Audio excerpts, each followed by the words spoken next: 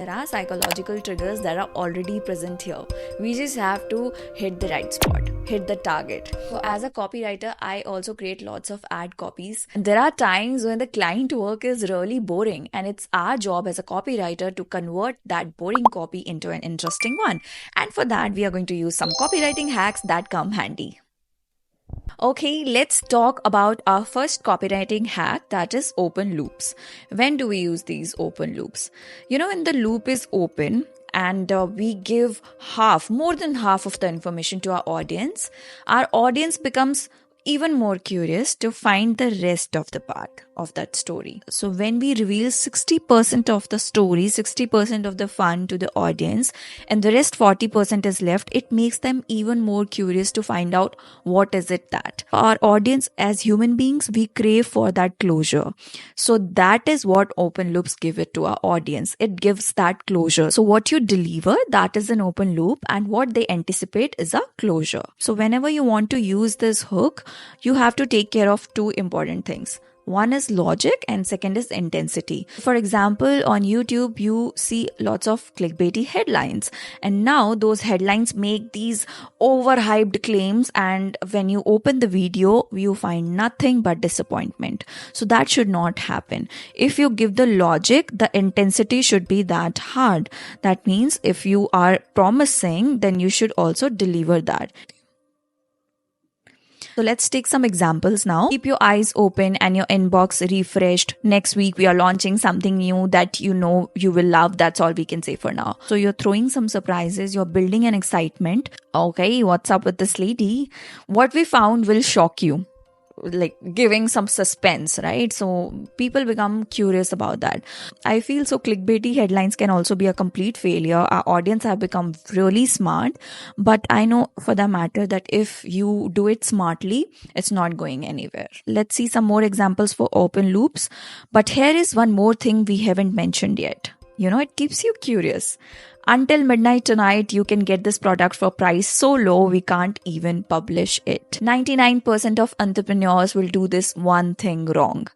There is one secret ingredient behind all high growth companies today. So what these headlines are doing, they are creating a loop. They are giving some information that, what it is about, but then it makes the audience curious and they want to get the closure. Now that they have read 60% of your content, why would they refrain from reading further 40% if they are getting that deal? So that is the point. All right, now let's talk about cliffhangers. Cliffhangers are somehow similar to open loops, but there is some difference. The copywriter uses both the strategies to hook the audience, but for cliffhangers, they are usually used at the end of the content or at the end of the copy or at the end of any content you are creating. So you can pause the video and take the screenshot. This is how you can use the cliffhangers. Okay, let's jump on to the third copywriting hook, that is serial positioning effect. Our accounting services offer transparent servicing, customized solutions, industry expertise, and 5-star client satisfaction. Why I have underlined this one? You are revealing the most important thing at the end of your copy. Yeah, at the end of your, I would say this is value proposition. So at the end of your value proposition. Our dog food contains natural ingredients, added vitamins and minerals, delicious flavors, blah, blah, blah, and high quality proteins. So you will understand with this example better. So when we go for grocery shopping, initially what you write down, you started with a good recall, then whatever you have written in the middle, you just forget it, and whatever you write in the last, that is your best recall because that's very recent. It's a recency effect. So that is how serial positioning works. So you can use the serial positioning effect in the copies also. So initially highlight the benefits of your product, then give the proof, credibility, social proof, what is the data, that what makes your product the best, and then action provoke take home point, the USP that sets you apart. Okay, so the next hook is hidden stories. You can also create hidden stories for your loyal audience. We also call it Easter eggs. For example, if I create a YouTube video, I know how important is the hook. That is my intro. Outro obviously is the most important because like we discussed, the serial position effect, that gives the relevancy. So in this fast pace of content consumption, our audience will forget what they have learned and they will only remember the recent touch point, right? I cannot forget the importance of giving the valuable nuggets in between. So we will call them hidden stories. So for whatever content I'm creating for videos, that is also some sort of copywriting, script writing. So I'm creating hidden stories. I'm creating valuable nuggets for my audience. Let's understand with some examples. A lot of brands have their own jargons and their loyal audience completely understands it. So in lots of emails, you will see brands sending the discount coupons, codes, only because of the fact that you are their loyal audience. They are not sending it to everyone. So you can create a series of emails that contain clues leading to a hidden discount code or special offer on your website. Okay, so like Zomato says, Zomato should start paying me money. You see these use of words in the copy, cheese, kheer. These are like Easter eggs in your story. So you can also do that. So there was the series Sacred Games on Netflix. So Netflix also came up with their themes comparing these series to Desi Narcos. So that was fun to watch. Then Spotify came up with this name for their playlist for their Desi audience. I would not name it. Let's scroll down faster. Then comes rhetorical techniques. So there are lots of rhetorical techniques that you can use in copywriting. This is one of my favorite techniques and it works 100%.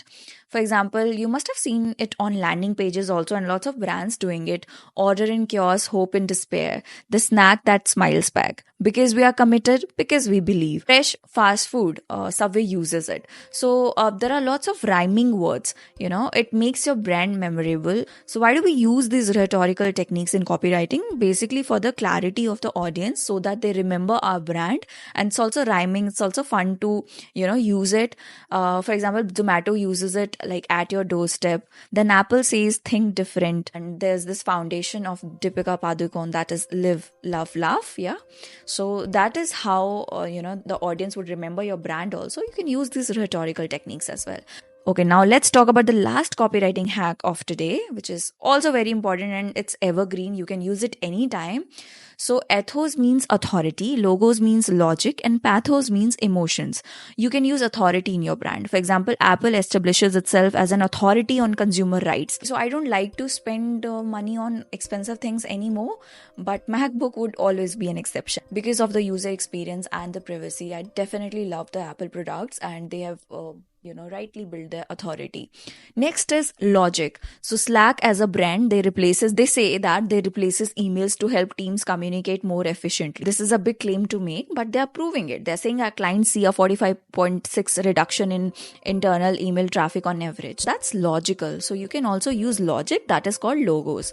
Now comes pathos. Pathos is emotions. When Google says stay in touch even when you are 5,000 miles apart, it's an emotional appeal. So these are the three elements: authority, logic, emotions that you can use in your copywriting. So with that, now it's time to wrap up the video. If you have anything to say about this content or you have doubts about copywriting, you can let me know and share your thoughts in the comment section. Bye.